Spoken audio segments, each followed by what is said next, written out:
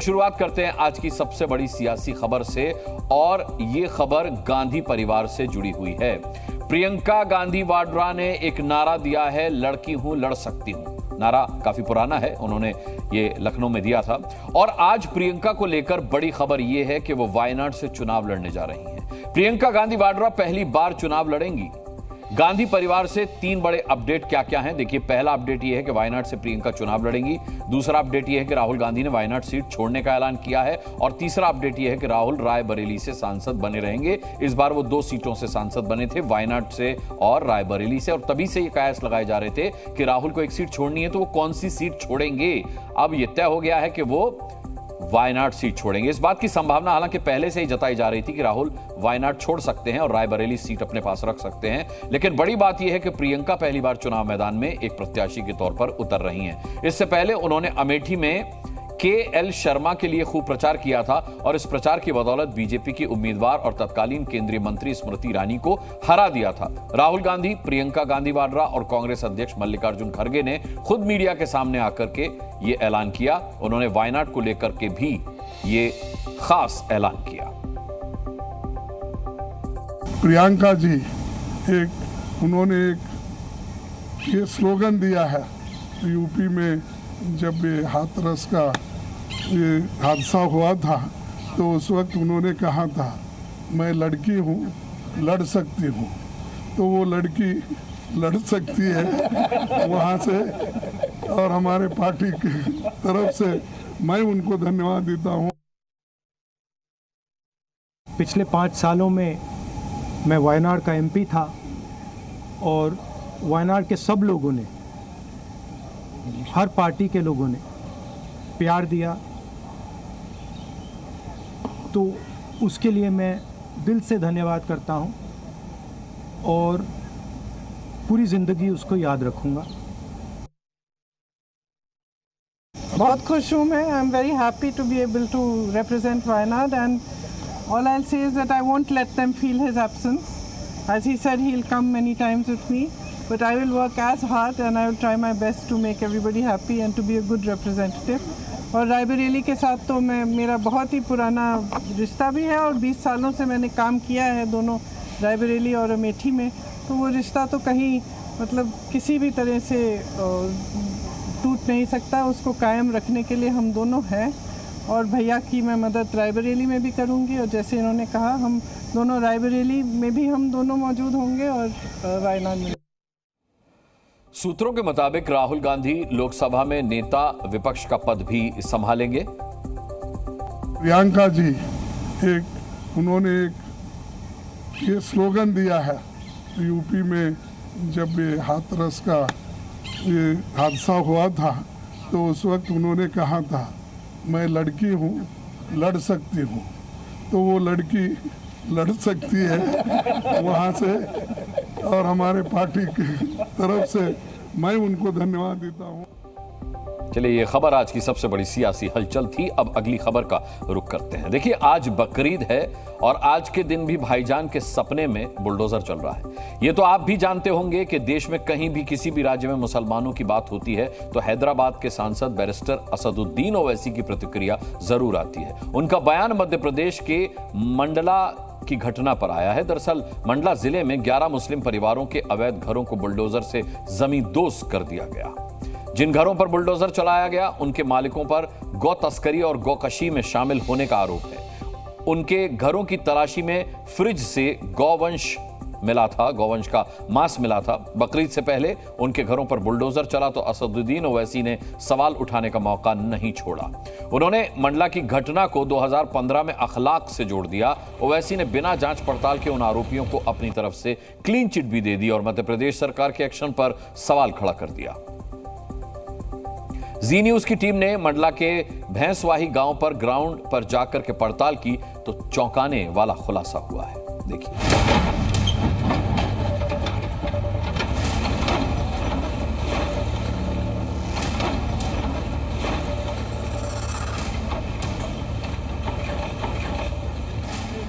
Bulldozer action के बाद अब गौ तस्करी के आरोपियों के घर इस हालत में पहुंच गए हैं। घर की जगह अब सिर्फ मलबा ही मलबा है। तस्वीरें मध्य प्रदेश के मंडला जिले के भैंसवाही गांव की हैं। 2 दिन पहले पुलिस प्रशासन ने इस गांव में छापेमारी की थी, जहां गौमांस की तस्करी के बड़े नेटवर्क का खुलासा हुआ था।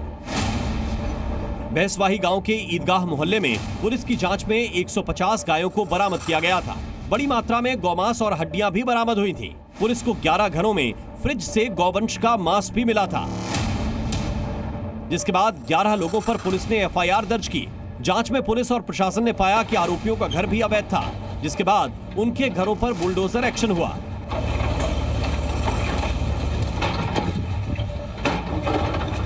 ज्यादातर आरोपी अभी फरार हैं। इस घटना पर असदुद्दीन ओवैसी ने मध्य प्रदेश सरकार को घेरने की कोशिश की। ओवैसी ने सोशल मीडिया पर लिखा, जो काम पहले भीड़ करती थी वो काम अब सरकार कर रही है। मध्य प्रदेश सरकार ने कुछ मुसलमानों पर इल्जाम लगाया कि उनके फ्रिज में बीफ था और 11 घरों पर बुलडोजर चला दिया। नाइंसाफी का सिलसिला थमता नहीं। असदुद्दीन ओवैसी को मध्य प्रदेश के मुख्यमंत्री मोहन यादव ने कड़ा जवाब दिया है। उन्होंने कहा कि ये हैदराबाद नहीं, मध्य प्रदेश है। वो हैदराबाद नहीं समझे मध्य प्रदेश को, ये मध्य प्रदेश है और मध्य प्रदेश में भाजपा की सरकार है और भाजपा की सरकार शरारती, गुंडाई सब तत्वों से निपटने में सक्षम है। जी न्यूज की टीम मंडला के भैंसवाही गांव में ग्राउंड जीरो पर पहुंची। वहां स्थानीय लोगों से बात करने पर गौवंश की तस्करी और गौमांस की तस्करी का सच पता चला। जहाँ जहाँ जो शव मिला, गौ के मांस मिला, इनको मौके में ही जब्ती बनाई साहब ने। क्या क्या मिला वहाँ? गौ मांस मिला और जो मवेशी गौ जो जिंदा थे वो भी मिले, वो भी हमने देखा। हड्डियाँ भी मिली क्या? हड्डियाँ भी मिले। एक स्थानीय मुस्लिम शख्स से बात की तो उसने भी खुलासा किया कि आसपास रहने वाले कुछ मुस्लिम गौ तस्करी में शामिल थे। ये तस्करी के लिए, गौ मांस या गौ तस्करी के लिए कुख्यात है, तो ऐसी स्थिति थी क्या या आपको लगता है जो कार्रवाई? नहीं थी, कुछ लोगों के हाथ में मतलब ये तस्करी तो रही है, कुछ लोग करते रहे हैं यहाँ पे, ये रहा है हिसाब। ये भी मुस्लिम हैं, लेकिन इनका घर बुलडोजर ने नहीं तोड़ा क्योंकि इन्होंने गैर कानूनी काम नहीं किया था। बिना जांच पड़ताल के क्लीन चिट देने में यकीन रखने वाले असदुद्दीन ओवैसी को इस शख्स का एक और बयान ध्यान से सुनना चाहिए। असदुद्दीन ओवैसी जो हैं वो इस पे सवाल खड़े कर रहे हैं। वो कह रहे हैं कि मुस्लिमों पे जुल्म हो रहा है, अत्याचार हो रहा है, इस तरह से वो कह रहे हैं। आपको क्या लग रहा है ये जो कार्रवाई हुई है इसे किस तरह से कहें? नहीं, कार्रवाई अब इसलिए भाई जब गलती किए हैं तो इसके लिए तो बहुत सही मतलब वो हुआ है। जो अब गलती करेगा तो उसके लिए तो वो होगा। वर्षों से उस इलाके में रहने वाले मुसलमान मान रहे हैं कि जो गलत करेगा उस पर तो कार्रवाई होगी। कुछ लोगों ने गैर कानूनी काम किया था, जिसका खामियाजा अब उनके परिवारों को भुगतना पड़ रहा है। पिता की करतूत घर की महिलाओं और बच्चों पर भारी पड़ रही है। अब मलबे से जरूरत के सामान ढूंढे जा रहे हैं। बच्चे मलबे से अपनी किताबें ढूंढ रहे हैं ताकि गर्मी की छुट्टियों के बाद स्कूल खुलें तो नई किताब और नई ड्रेस ना खरीदनी पड़े। तन पर जो कपड़े हैं बस वही हैं, बाकी सब मलबे में दबा है। कुछ नहीं छोड़ते, दाना तो हमारे लिए छोड़ देते, कितना मौका देते कि हम दाना अपना निकाल लेते, बच्चों को खिला लेते कहीं भी बर्रा में पका के। दाना तक हमारे लिए नहीं छोड़े हैं। राशन बिल्कुल नहीं है सर, कोई रख भी नहीं रहा। कह रहे हैं कि हम नहीं रखेंगे, बोल रहे हैं कि उनको जो रखेगा उनका घर भी तोड़ देंगे, तो बेचारे क्यों रखेंगे हमें, बताओ। ऐसे में सवाल ये भी है कि असदुद्दीन ओवैसी सिर्फ मुस्लिमों का मसीहा बनने के चक्कर में ऐसी बयानबाजी करते हैं। सत्य प्रकाश, जी मीडिया, मंडला। मंडला का बूचड़ खाना कहे जाने वाले भैंसवाही गांव में ही बुलडोजर क्यों चलाया गया, आइए आपको अब ये बताता हूं। देखिए, भैंसवाही गांव को गाय तस्करों का अड्डा कहा जाता है। यहां पर अक्सर पुलिस की छापेमारी होती है। मांस का इस्तेमाल खाने के लिए किया जाता था। खाल, चमड़ा व्यापारियों को बेच दिया जाता था। गौवंश की हड्डियों का इस्तेमाल सप्लीमेंट में किया जाता था। मंडला से जबलपुर के बीच गौ तस्करी हुआ करती थी। शुक्रवार को छापे में बहुत सारी हड्डियां मिली। मौके से 150 गाय भी यहां से बरामद की गई। चलिए, हमारी दूसरी खबर शुद्ध रूप से बकरीद से जुड़ी है। मैं आज आपको बकरीद से जुड़ी दो तस्वीरें दिखाना चाहता हूं।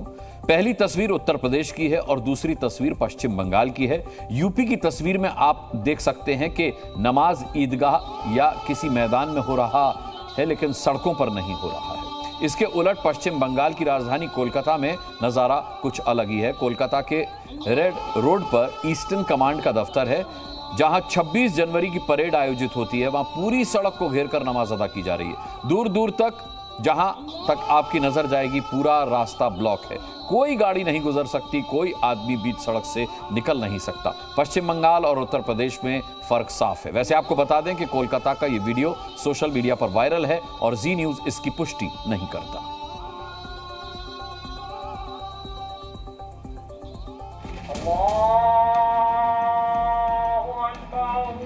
बकरीद के दिन ऐसी तस्वीरें देश भर से आईं, लेकिन जो तस्वीरें उत्तर प्रदेश से आईं वो थोड़ी अलग थीं।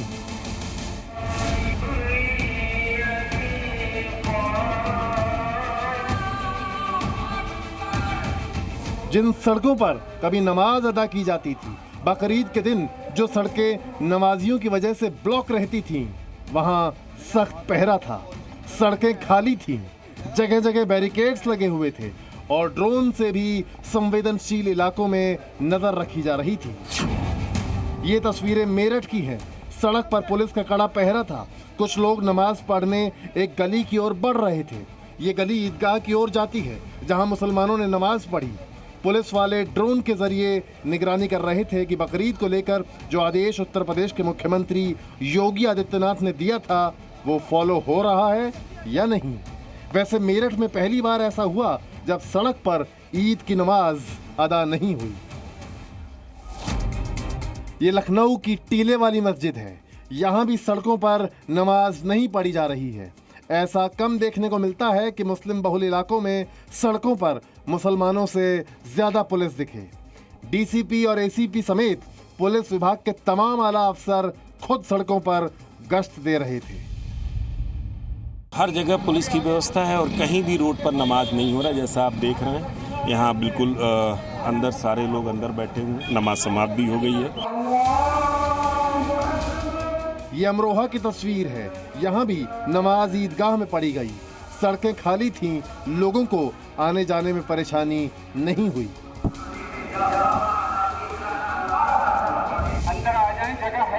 आजमगढ़ की सड़क पर बकरीद के दिन नमाजियों की भीड़ लगी रहती थी, लेकिन आज ऐसा नहीं था। भीड़ थी तो, लेकिन सड़क पर नहीं, ईदगाह के मैदान पर नमाज अदा कर रही थी। और एक पुलिसकर्मी अपने मोबाइल कैमरे से नमाजियों की तस्वीर लेता हुआ दिखाई दिया।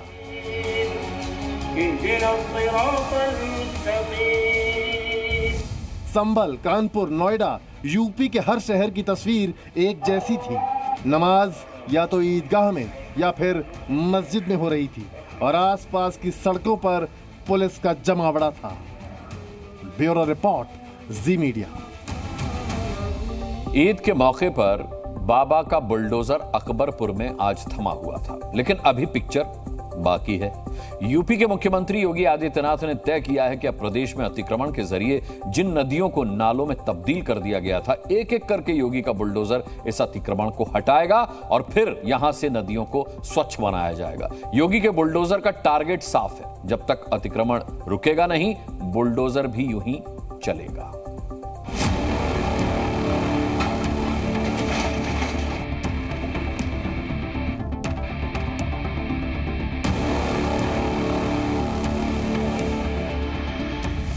अकबरपुर में अवैध निर्माण पर चल रहे बुलडोजर की कार्रवाई के साथ साथ अब यूपी के मुख्यमंत्री अगले मिशन के लिए भी तैयारी कर रहे हैं।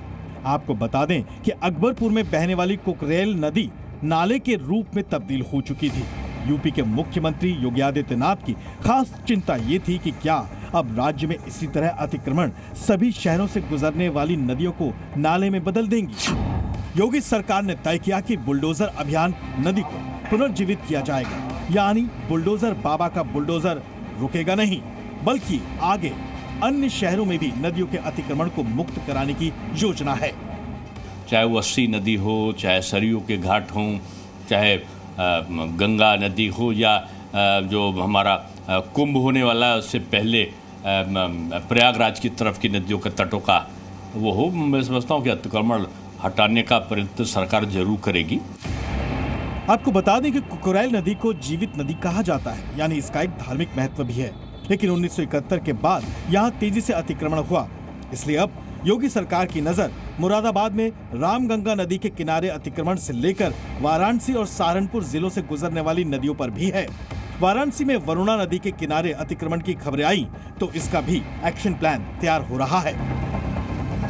योगी ने अधिकारियों को निर्देश दिया कि स्थानीय जरूरतों के आधार पर अन्य जिलों में भी इसी तरह की कार्रवाई की जानी चाहिए। इसलिए योगी ने क्लियर कट निर्देश दिया है कि सुनिश्चित करें कि नदी घाटियों में कोई बस्ती न बचे, पुराने तालाबों, झीलों और अन्य जल निकायों को संरक्षित करें और सभी अतिक्रमण हटाएं। आपको बता दें कि ये चिंता दिल्ली की भी है। यहाँ जल स्तर लगातार कम हुआ है। पीछे ये जो आपको नाला दिखाई देगा, ये कभी नदी का स्वरूप हुआ करता था।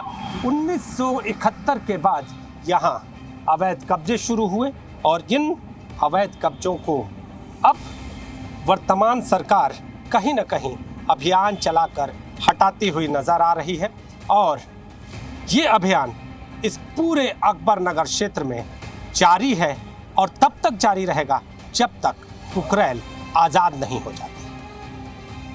कैमरामैन आशीष के साथ नीतीश कुमार पांडे, सी मीडिया, लखनऊ। उत्तर प्रदेश में बीजेपी क्यों हारी, इस पर नई रिपोर्ट आ गई है।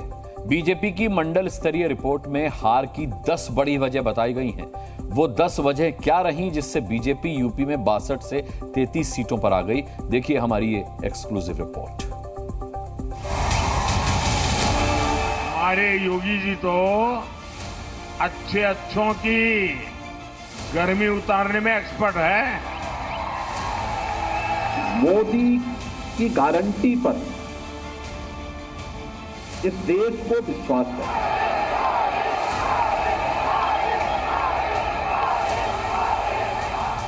प्रधानमंत्री नरेंद्र मोदी और उत्तर प्रदेश के मुख्यमंत्री योगी आदित्यनाथ के जबरदस्त चुनाव प्रचार के बावजूद यूपी में बीजेपी क्यों बुरी तरह पे चढ़ी, इस सवाल का जवाब आ गया है। उत्तर प्रदेश की मंडल स्तरीय टीम ने अपनी रिपोर्ट तैयार कर ली है। इस रिपोर्ट में बीजेपी की हार के पीछे 10 बड़ी वजह बताई गई हैं। पहली वजह, मोदी योगी के भरोसे रहे प्रत्याशी। बीजेपी के ज्यादातर उम्मीदवारों को लगा कि मोदी योगी हैं तो जीत ही जाएंगे। उन्होंने अपनी तरफ से दौड़ भाग करने में कमी कर दी। दूसरी वजह, सांसद के खिलाफ भारी नाराजगी। रिपोर्ट में दावा किया गया है कि 2 बार से जीत के आए सांसदों को लेकर जनता में नाराजगी थी। कई सांसद तो ऐसे थे जिनकी इमेज जनता के बीच ठीक ही नहीं थी। तीसरी वजह, राज्य सरकार की सलाह नहीं मानी। लोकसभा चुनाव के लिए जब यूपी में उम्मीदवारों की लिस्ट बनाई जा रही थी, उस समय राज्य सरकार ने अहम सलाह दी थी। करीब 3 दर्जन सांसदों के टिकट काटने या बदलने का सुझाव हाईकमान को दिया था, लेकिन यूपी सरकार के सुझाव को अनदेखा कर दिया गया और नतीजा देखिए, बीजेपी के आधे से ज्यादा सांसद चुनाव हार गए। यूपी में बीजेपी के 26 सांसदों को हार का सामना करना पड़ा। वहीं जिन 16 सीटों पर उम्मीदवार बदले गए, उनमें से 11 सीटें बीजेपी ने जीत ली। चौथी वजह, संगठन और प्रत्याशियों में तालमेल नहीं। कई सीटों पर पार्टी और प्रत्याशी में कोई तालमेल ही नहीं दिखा। इस वजह से वोट वाली पर्ची मतदाताओं तक बहुत कम पहुंची। पार्टी से जुड़े ग्राउंड वर्कर भी प्रत्याशी की वजह से ठंडे पड़ गए। पांचवी वजह, विधायकों का सपोर्ट नहीं मिला। आपने देश हित में पिछले हफ्ते संजीव बालियान और संगीत सोम के बीच जुबानी जंग की खबर देखी होगी। बालियान आरोप लगा रहे थे कि संगीत सोम से उन्हें समर्थन नहीं मिला। संगीत सोम बीजेपी के पूर्व विधायक हैं, लेकिन रिपोर्ट में यह दावा किया गया है कि बीजेपी के कई पूर्व विधायक और मौजूदा विधायक ऐसे रहे जिन्होंने उन उम्मीदवारों को साथ नहीं दिया जो पहले से सांसद थे। समीक्षा करके आकर के प्रदेश अध्यक्ष जी को उसकी जिम्मेदारी सौंपेगी, यानी रिपोर्ट सौंपेगी। उसके बाद प्रदेश अध्यक्ष पर प्रतिक्रिया करेंगे। वजह सिर्फ 5 नहीं है, जैसा कि हमने आपको शुरू में ही बताया था। यूपी में बीजेपी की हार की 10 बड़ी वजह है। अगली 5 वजह क्या है, इसे आगे बताएंगे। विशाल रघुवंशी, जी मीडिया, लखनऊ। यूपी में हार की 10 बड़ी वजह क्या क्या हैं ये आपको हम बता रहे हैं। हमने आपको ये भी बताया कि कैसे रिपोर्ट में इस बात का जिक्र है कि ज्यादातर प्रत्याशी मोदी योगी के भरोसे ही रहे। सांसद के खिलाफ भारी नाराजगी थी, राज्य सरकार की सलाह नहीं मानी गई। इसके अलावा संगठन और प्रत्याशी में तालमेल नहीं था और विधायकों का भी सांसद उम्मीदवारों को सपोर्ट नहीं मिला जो मिलना चाहिए था। ये तो 5 वजह हुई। इससे आगे क्या है वजह, देखिए आपको बताते हैं। वजह नंबर 6 क्या रही? स्थानीय कार्यकर्ताओं की अनदेखी की गई। वजह नंबर 7, दलित मतदाताओं का उतना साथ नहीं मिला जितना मिलना चाहिए था। वजह नंबर 8, कांग्रेस के 8,500 की गारंटी का असर पड़ा। 9 नंबर की वजह यह है कि संविधान बदलने की बात का जवाब नहीं था। और वजह नंबर 10, आरक्षण खत्म वाले दुष्प्रचार की काट नहीं ढूंढ पाई। देखिए, जब विवाद पूरी तरह से खत्म हो जाए तो उसका जिक्र भी नहीं होना चाहिए और ऐसा ही काम एनसीईआरटी ने किया।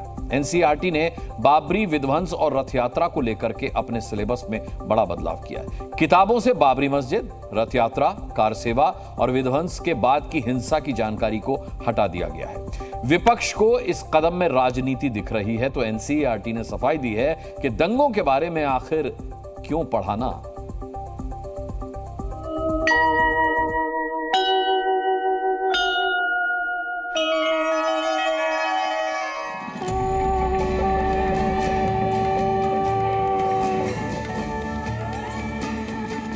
इसी साल अयोध्या में भगवान राम 500 साल बाद अपने भव्य मंदिर में विराजे। इसी के साथ 500 वर्षों से चला आ रहा विवाद हमेशा के लिए खत्म हो गया। बाबरी विवाद खत्म हुआ तो एनसीईआरटी ने भी इतिहास के पन्नों से उस विवाद को कम कर दिया। एनसीईआरटी ने बाबरी विध्वंस और रथ यात्रा को लेकर अपने सिलेबस में बदलाव किया। 12वीं कक्षा की राजनीतिक विज्ञान की नई किताब में अयोध्या के इतिहास को संशोधित किया गया। पहले किताब में अयोध्या विवाद लिखा गया था, लेकिन अब अयोध्या मुद्दा लिखा गया है। किताब में बाबरी मस्जिद लिखा जाता था, लेकिन अब उसे 3 गुंबद वाली संरचना लिखा गया है। अयोध्या विवाद का 4 पन्नों में जिक्र था, इसे घटाकर 2 पन्नों में समेट दिया गया है। किताब में कार सेवा और रथ यात्रा के बारे में लिखा था, अब ये सब हटा दिया गया है।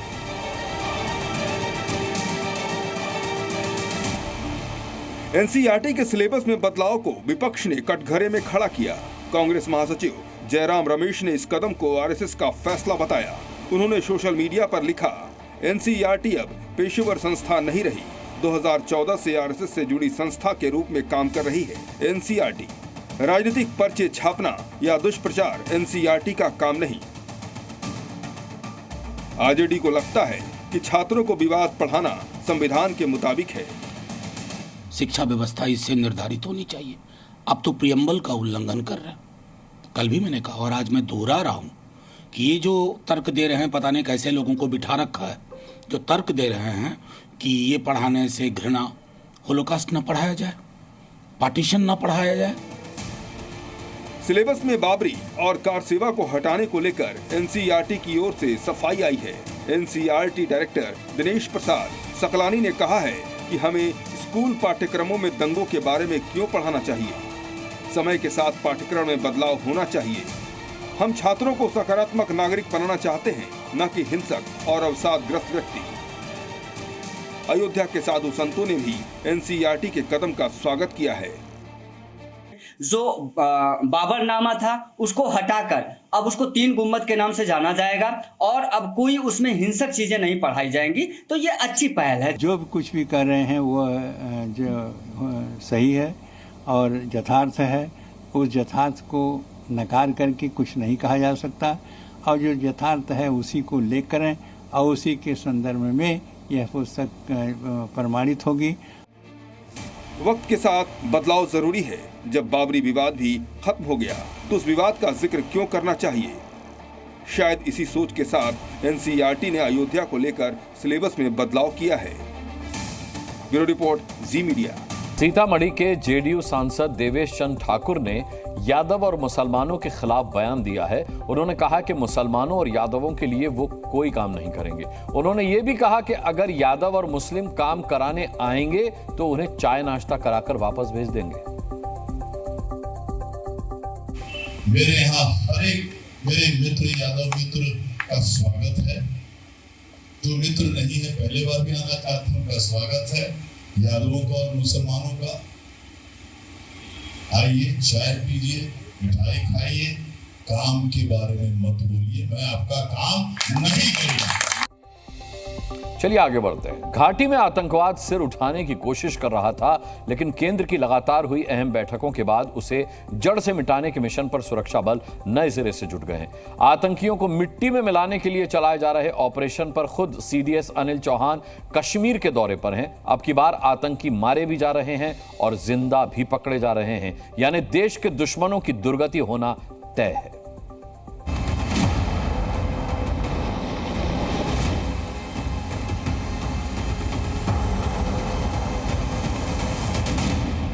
बैक टू बैक 4 अहम बैठकें। सबसे अहम बैठक गृह मंत्रालय में अमित शाह के साथ हुई। घाटी में अब आतंकियों के खात्मे का काउंटडाउन भी शुरू हो गया है। आतंकियों के स्केच जारी हो चुके हैं और सुरक्षा बलों की बंदूक के निशाने पर इन्हें लेने की तैयारी भी हो गई है। अमित शाह की बैठक और सुरक्षा पर बनाई गई रणनीति का ही असर है कि chief of defence staff Anil Chauhan Jammu Kashmir के दौरे पर हैं। इससे पहले वो श्रीनगर में थे। इस दौरान सीडीएस ने सशस्त्र बलों के अधिकारियों के साथ घाटी में सुरक्षा पर समीक्षा बैठक की। साथ ही उन्होंने एकजुटता, सशस्त्र बलों में चल रही त्रिसेवा तालमेल और परिवर्तन में उपलब्धियों पर भी बात की। सीडीएस अनिल चौहान का आतंकी हमले के बाद यह जम्मू कश्मीर का पहला दौरा है। यही वजह है कि श्रीनगर के बाद सीडीएस चौहान आज जम्मू भी पहुंचे, जहां उन्होंने नगरोटा में 16 कोर मुख्यालय में सुरक्षा बलों के अधिकारियों से मुलाकात कर आतंकी घटनाओं पर पूरी डिटेल और आतंकियों के खिलाफ चलाए जा रहे ऑपरेशन की समीक्षा की। Chief of defence staff Srinagar पहुंचे थे और वहां पर 15 कोर में पहुंचकर उन्होंने ऑपरेशनल प्रिपेयर्डनेस की वहां पर चेक की, किस तरह के हालात हैं, और कई सारे सीनियर ऑफिशियल्स और जो सेना के जो जवान हैं उनसे भी उन्होंने मुलाकात की। और बताया जा रहा है कि आज वो 16 कोर जम्मू पहुंच चुके हैं। 16 कोर बेस स्टेशन जो नगरोटा में है वहां पर वो अलग अलग अधिकारियों से, उच्च अधिकारियों से मुलाकात करेंगे। जहाँ एक तरफ 4 अटैक हुए, उसके बाद सुरक्षा समीक्षा यहाँ पर बैठक की जाएगी। बताया जा रहा है कि जम्मू में बढ़ते आतंकवाद से मजबूती से निपटने के लिए बनाई गई रणनीति को अंजाम तक पहुंचाने के लिए सुरक्षा समीक्षा की कई बैठकों को किया जा रहा है, जिसमें उत्तरी सेना कमांडर और जनरल ऑफिसर कमांडिंग सहित सेना के शीर्ष कमांडर सुरक्षा की तैयारियों को पुख्ता बनाने में जुटे हैं। वहीं अब अमरनाथ यात्रा की सुरक्षा व्यवस्था पर भी पूरा ध्यान दिया जा रहा है। जहां एक तरफ लगातार जम्मू में हमले हो रहे हैं, अमरनाथ यात्रा होने वाली है, उसी बीच सीडीएस का ये जम्मू कश्मीर का दौरा काफ़ी महत्वपूर्ण बताया जा रहा है। खासतौर पर पाकिस्तान और पाकिस्तान के पाले हुए आतंकियों की जो साजिशें हैं उसको भांडाफोड़ करने के लिए, उन पर पानी फेरने के लिए लगातार ये महत्वपूर्ण दौरा माना जा रहा है। इस बीच उत्तरी कश्मीर के बांदीपोरा में आतंकियों के साथ मुठभेड़ हुई, जिसमें सुरक्षा बलों को मौके से एक डेड बॉडी बरामद हुई है। ये डेड बॉडी आतंकी की हो सकती है। इस बीच छिपे हुए आतंकियों को भी ढूंढा जा रहा है। वहीं हंदवाड़ा से सुरक्षा बलों ने एक आतंकी को पकड़ा है, जिसका हिजबुल मुजाहिदीन से कनेक्शन बताया जा रहा है। गिरफ्तार किए गए आतंकी की पहचान जाकिर हमीद मीर के रूप में हुई है, जिसे घाटी में टारगेट किलिंग का काम दिया गया था। ये टच में था जो हमारे ज़ुहूर अहमद मीर सन ऑफ मोहम्मद अफजल मीर, एक मर्तीगाम का, पाक में एक पाक हैंडलर है जो यहीं का है, पाक हैंडलर है, HM ऑर्गेनाइजेशन के साथ वाबस्ता है, उसी के कंटिन्यूस टच में था और उसी के शय पे ये काम कर रहा था। बताया गया है कि हिजब आतंकी जाकिर हामिद के हंदवाड़ा में छिपे होने की खुफिया जानकारी पुलिस को मिली थी, जिसके बाद सुरक्षा बलों के साथ मिलकर इस जॉइंट ऑपरेशन को अंजाम दिया गया और उसे जिंदा पकड़ने में कामयाबी मिली। इस बीच रियासी में 9 जून को हुए आतंकी हमले की जांच गृह मंत्रालय ने NIA को सौंप दी है। साथ ही UAPA के तहत FIR भी दर्ज की गई है, यानी अब NIA भी फुल एक्शन मोड में आ गई है। ब्यूरो रिपोर्ट, जी मीडिया। सुरक्षा बल देश के दुश्मनों को जहन्नुम पहुंचा रहे हैं, तो देश की सेवा करने वाले युवाओं के लिए अग्निवीर भर्ती का शेड्यूल जारी हो गया है। ये शेड्यूल यूपी के अलग अलग जिलों के लिए तय हुआ है।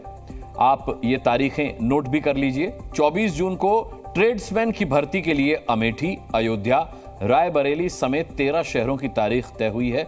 इसके अलावा तकनीकी श्रेणी के लिए 25 जून की तारीख तय हुई है, जबकि 26 जून को जनरल ड्यूटी के लिए अंबेडकर नगर, बस्ती, महाराजगंज के लिए तारीख तय की गई है। 27 जून जनरल ड्यूटी के लिए कुशीनगर, कौशाम्बी, संत कबीर नगर और सिद्धार्थ नगर में भर्ती का शेड्यूल है।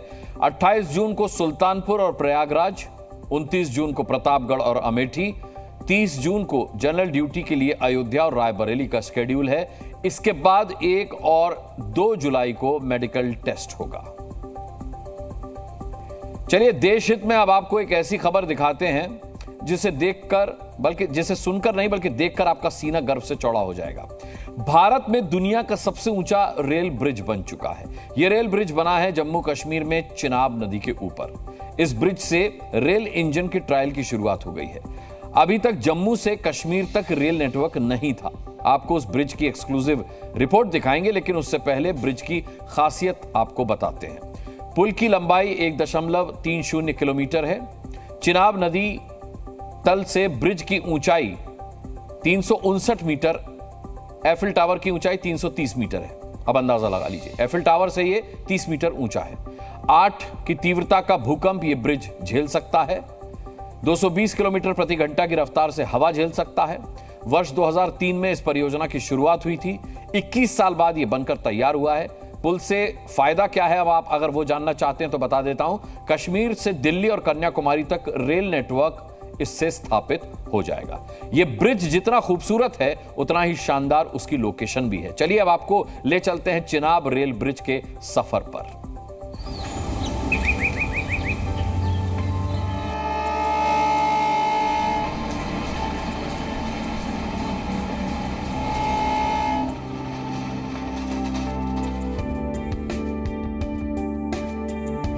एक 140 करोड़ देशवासियों का सपना अब जल्द ही पूरा होने जा रहा है।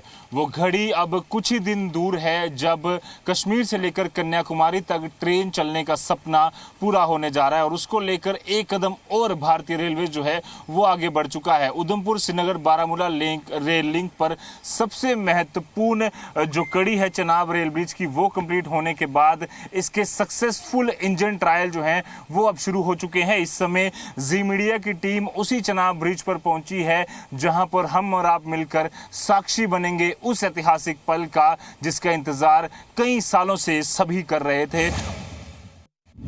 35,000 करोड़ की लागत से बन रहे उधमपुर श्रीनगर बारामूला रेल लिंक का सबसे महत्वपूर्ण हिस्सा है ये bridge.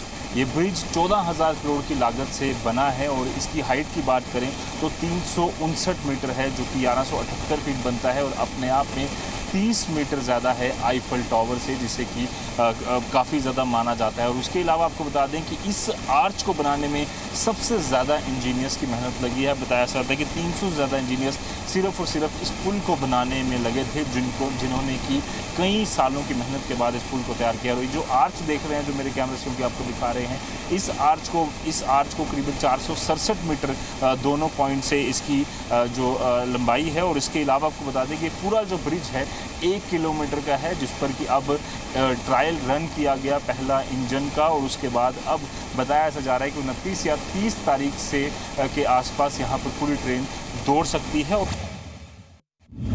Udhampur Srinagar Baramulla rail link पर जो ट्रायल चल रहे हैं उसी गाड़ी में, उसी इंजन में इस समय जी मीडिया मौजूद है। और यहाँ सामने तस्वीरें आप देख सकते हैं, T36 NR टनल जो है वहाँ पर हम पहुँचे हैं और ये बक्कल एंड है जहाँ से ये एक्सक्लूसिव तस्वीरें जी मीडिया की टीम लगातार दिखा रही है। इस समय हमारे साथ इंजन के पायलट हैं जो लगातार यहाँ पर जो टेस्टिंग में पूरी तरह से मदद जो है यहाँ पर कर रहे हैं। देखने के बाद हमें बहुत फख्र महसूस हो रही है हमारे इंडिया के लिए पुल लेके, कि हमारे कम से कम देश में दुनिया के सबसे ऊंची चोटी पे ब्रिज बना हुआ है। जी मीडिया की टीम यहाँ इतिहास रचते हुए उस इंजन में यहाँ पर मौजूद है जो कि इतिहास रच रहा है और फाइनल ट्रायल जिसका जारी है उधमपुर श्रीनगर बारामूला रेल लिंक का। हम इस समय रियासी एंड की तरफ यहाँ पर बढ़ रहे हैं और ये तस्वीरें जो हैं अपने आप में साक्ष्य हैं कि कितना महत्वपूर्ण ये पल है और कितना ऐतिहासिक ये पल है जब दुनिया इंतज़ार कर रही है कि कश्मीर से लेकर कन्याकुमारी तक जो ट्रेन है वो जाएगी और उसी समय जी मीडिया की टीम उस ट्रायल रन के उस इंजन में मौजूद है जहां पर ये फाइनल ट्रायल चल रहा है। कुछ ही दिनों में ये पल पूरा होने वाला है जहां पर ये इतिहास रचेगा और साफ तौर पर अब हम सब आसानी से बिना किसी परेशानी के ट्रेन में सफ़र करेंगे कश्मीर से कन्याकुमारी तक। वीडियो जर्नलिस्ट मानी केनिक साथ जतपुरा, Zee media, Chenab rail bridge, Udhampur Srinagar Baramulla rail link. देखा आपने। अच्छा, आपको ये भी बता दूं कि चिनाब रेल ब्रिज देखकर पाकिस्तान को जलन हो रही होगी। पाकिस्तान ऐसा मुल्क है जो कर्ज की भीख से ही चल रहा है। अब पाकिस्तान के प्रधानमंत्री शहबाज शरीफ ने कसम खाई है कि वो आखिरी बार IMF से कर्ज लेंगे। अगर दूसरे शब्दों में कहें तो शहबाज शरीफ ने वादा किया है कि वो आखिरी बार IMF से भीख मांगेंगे। लेकिन सवाल ये उठ रहे हैं कि शहबाज को कर्ज मिल भी गया तो वो उसे लौटाएंगे कैसे? कंगाल मुल्क के सुल्तान शहबाज शरीफ ने देशवासियों से नया वायदा किया है और कसम खाई है कि IMF के सामने आखिरी बार झोली फैलाएंगे। उसके बाद पाकिस्तान की अर्थव्यवस्था को बुलेट ट्रेन की तरह दौड़ाएंगे और ऐसा दौड़ाएंगे कि पड़ोसी मुल्कों को पछाड़ देंगे। इसे ही कहते हैं मुंगेरी लाल के हसीन सपने, और ऐसे सपने शहबाज शरीफ देश की आवाम को दिन में दिखा रहे हैं। दरअसल अपनी सरकार के 100 दिन पूरे होने के मौके पर शहबाज देश को संबोधित कर रहे थे। उन्होंने IMF से कर्ज के मार्फत चल रही बातचीत का जिक्र किया तो कसम खाते हुए दावा किया कि IMF से इस बार कर्ज मिल जाए फिर कभी हाथ नहीं फैलाएंगे।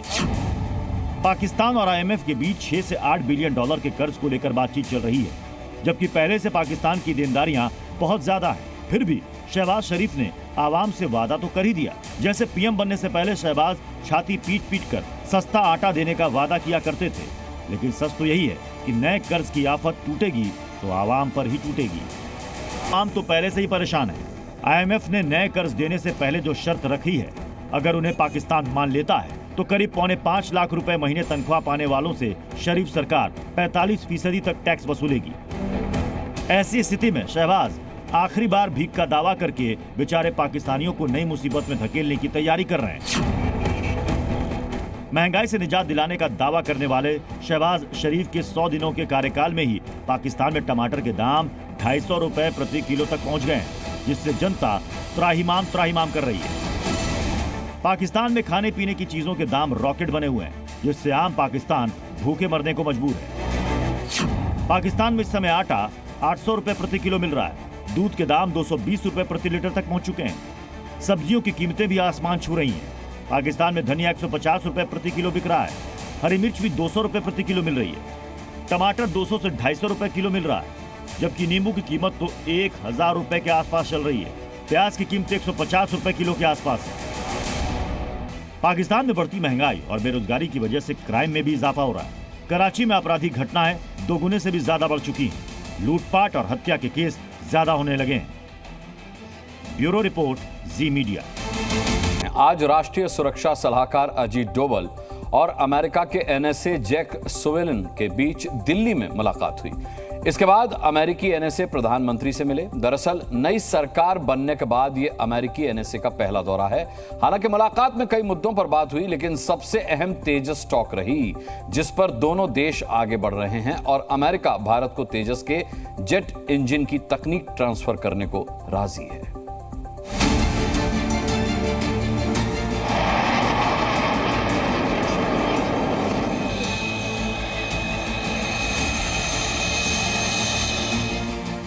दिल्ली में NSA अजीत डोवाल और अमेरिकी NSA जैक सुवेलन के साथ प्रतिनिधि मंडल स्तर की बैठक से इशारा मिला है कि जल्द तेजस और ताकतवर होने वाला है।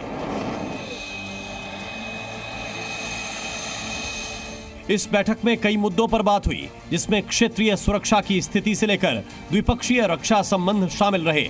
लेकिन सबसे अहम तेजस लड़ाकू विमान के इंजन की तकनीक ट्रांसफर करना है। दरअसल भारत और अमेरिका के बीच तेजस के जेट इंजन F414 के मिलकर प्रोडक्शन करने की कवायद चल रही है। अगर भारत में तेजस का इंजन बनने लगा तो इससे तेजस की ताकत में इजाफा होगा। ये इंजन का टेक्नोलॉजी हिंदुस्तान में आना और फिर हिंदुस्तान में उसका मैन्युफैक्चर होना, आत्मनिर्भर भारत के अंदर अमेरिका की लेटेस्ट टेक्नोलॉजी, यानी कि ये हमारे इस तेजस को बहुत ही ज़्यादा इफेक्टिव बना देगी। यूँ तो तेजस में इतनी क्वालिटीज़ है कि कुछ लोगों ने कहना शुरू कर दिया है कि ये तो राफेल से भी बेटर है। दरअसल अमेरिका और भारत के बीच रक्षा, स्पेस, आर्टिफिशियल इंटेलिजेंस और ऊर्जा तकनीक को लेकर साझेदारी बढ़ाने को लेकर आईसेट की शुरुआत हुई थी। दोनों देशों के बीच इस पर पिछले साल वॉशिंगटन डीसी में बैठक हुई। आज हुई बैठक को इसी की दूसरी कड़ी माना जा रहा है। आईसेट से मतलब India initiative on critical and emerging technology से है, जिसका मकसद एक दूसरे को तकनीक में विश्वसनीय भागीदार बनाना है। दरअसल भारत सैन्य तौर पर खुद को मजबूत कर रहा है। इसके लिए पहले रूस से हथियारों की ज्यादा खरीद होती थी, लेकिन रूस से तकनीक ट्रांसफर नहीं की जाती थी, जबकि अमेरिका इस दिशा में आगे बढ़ने को तैयार है। इसलिए जानकारों का मानना है कि भारत को अमेरिका से कई और हथियार मिलने वाले हैं। हेल फायर मिसाइल, ये एक प्रिसीशन गाइडेड मिसाइल है जो वैल्यूएबल टारगेट को नष्ट करने के लिए इस्तेमाल की जाती है। जैसे अल जवाहिरी को जो IS कायदा का था उसे ख़त्म किया गया था। फिर इससे खरीदे जाएंगे एंटी सबमरीन टॉर्पेडो नेवी के लिए, और फिर इससे खरीदे जाएंगे रोमियो हेलीकॉप्टर। पिछले कुछ वर्षों में भारत ने अपने सैन्य बेड़े में कई नए हथियार शामिल किए हैं, लेकिन जब तेजस जैसे लड़ाकू विमान के इंजन भारत में बनने लगेंगे तो इससे भारतीय सेना की ताकत में इजाफा होगा। ब्यूरो रिपोर्ट, जी मीडिया। एक बार फिर से हुआ है भीषण रेल हादसा।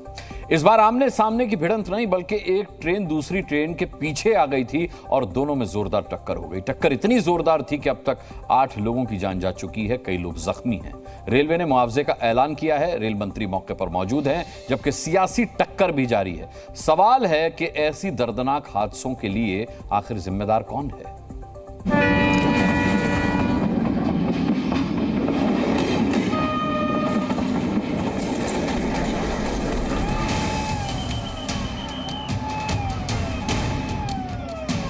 ये तस्वीरें बता रही हैं कि यहाँ कितना भयानक एक्सीडेंट हुआ है।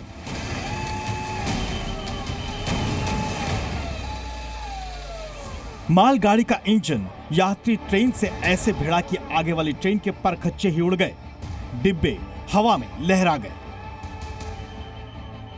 यहां एक के ऊपर एक मालगाड़ी के डिब्बे आ गए हैं। ये वीडियो साफ बता रहा है कि आखिर यहां के हालात कैसे हो गए हैं। मौके पर एनडीआरएफ की टीम राहत और बचाव कार्य में जुटी है। बचाव अभियान जारी है। रेलवे के एडीआरएम, जिला और राज्य प्रशासन, एनडीआरएफ और आर्मी बचाव कार्य में जुट गई है। खुद रेल मंत्री अश्विनी वैष्णव मौके पर मौजूद हैं। रेलवे के मुताबिक इस दुर्घटना में मालगाड़ी के चालक दल की भी मौत हो गई है। जो गुड्स ट्रेन थी उसके ड्राइवर और असिस्टेंट ड्राइवर की भी जान चली गई है, और जो कंचनजंगा के गार्ड थे उनकी भी जान चली गई है।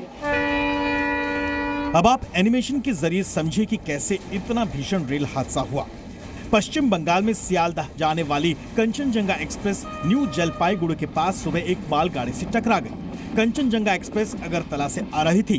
ट्रेन रेड सिग्नल की वजह से रुई धासा में रुकी हुई थी। इसी दौरान पीछे से आ रही मालगाड़ी ने टक्कर मार दी और रंगपानी और निजबारी स्टेशन के बीच भीषण दुर्घटना हो गई। सिग्नल रुकने का मिला हुआ था, लेकिन पायलट ने गाड़ी नहीं रोकी। अभी हमारा सारा फोकस है, रेस्क्यू ऑपरेशन कंप्लीट हुआ है, अभी रेस्टोरेशन पे पूरा फोकस है। ये मेन लाइन है, कंप्लीट फोकस है, जैसा आप स्वयं जानते भी हैं। अब इस रेल हादसे को लेकर राजनीति भी शुरू हो गई है। रेलवे में क्या हो रहा है मेरे को पता तो नहीं है, लेकिन लोगों को अभी रेल छोड़ के बाइक लेने पड़ता है, साइकिल लेने पड़ता है। रेलवे डिपार्टमेंट पहले जो इम्पोर्टेंस उसको मिलता था अभी नहीं है। कांग्रेस नेता राहुल गांधी ने ट्वीट कर कहा है कि विगत 10 वर्षों में रेल दुर्घटनाओं में हुई वृद्धि सीधा मोदी सरकार के कुप्रबंधन और उपेक्षा का नतीजा है, जिसमें आए दिन यात्रियों के जान माल का नुकसान होता है। आरजेडी अध्यक्ष लालू यादव ने भी सवाल किया है। कि देश में लगातार हो रहे रेल हादसे का जिम्मेदार कौन है। वो केवल रील बनाकर फोटोज डाल रहे हैं। मैं समझता हूं कि ऐसे तत्काल कार्रवाई होनी चाहिए और रेल मंत्री जी को तत्काल इस्तीफा देना चाहिए। जबकि पीएम मोदी ने इस दुर्घटना पर दुख व्यक्त किया है। वैसे आपको बता दें कि ये रेल मार्ग चिकन नेक कॉरिडोर में है, जो पूर्वोत्तर को देश के बाकी हिस्सों से जोड़ता है। एक्सीडेंट की वजह से कई ट्रेनें प्रभावित भी हुई हैं। इस दुर्घटना के बाद 19 ट्रेनों को रद्द किया गया है। सवाल है कि इतने बड़े हादसे का जिम्मेदार कौन है। ब्यूरो रिपोर्ट, जी मीडिया। 16 जून 2013 यानी ठीक 11 साल पहले उत्तराखंड में बादल फटने से आई विनाशकारी बाढ़ ने कई शहरों और गांवों को तबाह कर दिया था। आज केदारनाथ धाम में शोक सभा आयोजित करके 2013 की केदारनाथ धाम त्रासदी में मारे गए लोगों को श्रद्धांजलि दी गई। शोक सभा में बद्रीनाथ केदारनाथ मंदिर समिति, केदार सभा, तीर्थ पुरोहित समाज और प्रशासन ने भी हिस्सा लिया। आपको बता दें कि इस त्रासदी में 6000 से ज्यादा लोग मारे गए थे, हजारों लोग लापता हो गए थे, जबकि 4500 से ज्यादा गांव प्रभावित हुए थे। अब आपको बताते हैं कि यहां तब से अब तक क्या क्या बदला है। 3 चरणों में यहां पुनर्निर्माण हो रहा है। सबसे जरूरी पैदल मार्ग चौड़ा किया जा चुका है। नतीजा यह है कि 2022 के बाद से केदारनाथ धाम जाने वाले तीर्थ यात्रियों में रिकॉर्ड तोड़ बढ़ोतरी हुई है और अब सबसे बड़े रोपवे का यहां पर इंतजार है। चलिए, इसी के साथ देश हित में आज के लिए इतना ही। अब कल रात 8 बजे देश हित में और तमाम खबरें लेकर के हाजिर हो जाऊंगा। तब तक के लिए इजाजत दीजिए। अपना बहुत बहुत ख्याल रखिएगा। जी न्यूज़।